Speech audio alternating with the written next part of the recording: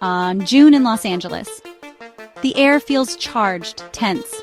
On June 9th, a wave of militarized ICE raids swept through the city, and just like that, everything changed. People spilled into the streets. Fathers, mothers, students, workers.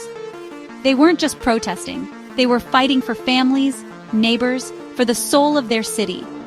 Police in riot gear pushed back. Tear gas drifted through the night. Flashbangs echoed off downtown buildings. Hundreds were arrested. But the anger only grew. Former President Trump made his move, deploying the California National Guard, calling it a rebellion.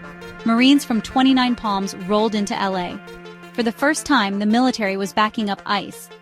The city felt different. Sirens, helicopters, and the heavy tread of boots on concrete. Governor Newsom pushed back, calling the intervention an assault on democracy itself. The mayor declared a state of emergency. Curfews swept through downtown, but people kept showing up.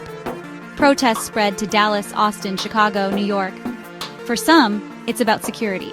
For others, it's about freedom. Behind every headline is someone's home, someone's family.